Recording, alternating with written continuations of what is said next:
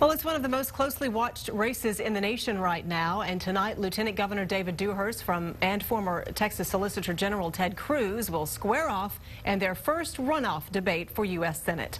Our political reporter Josh Hinkle spoke one-on-one with both candidates about this tight race for the finish.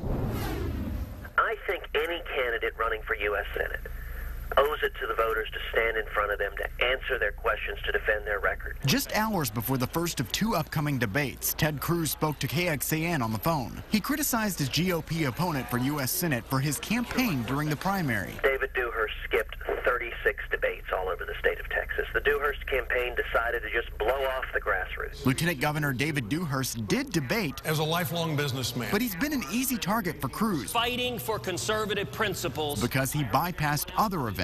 I made, I don't know, a half a dozen to a dozen of the joint forums.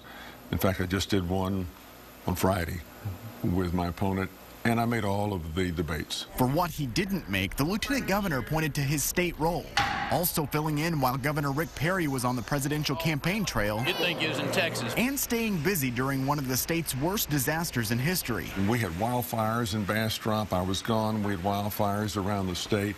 I had a lot of other responsibilities, and I couldn't necessarily be going. His opponent says those absences will drive conservative voters away. The strongest economy in the entire country. When we faced oppression. Cruz himself has strong grassroots support, particularly popular with the Tea Party. The people who show up and vote in a runoff, particularly a runoff in the middle of the summer on July 31st, are the most passionate, the most motivated primary voters. But Dewhurst says his record will earn him the nomination in the end. When you've balanced 5 straight budgets without raising taxes, when you've cut spending we didn't need almost each year by $1 billion, when last year in 2011 we had to cut $14 billion out of the biennium, when you've cut taxes 51 times, I am the most conservative lieutenant governor in the history of the state of Texas.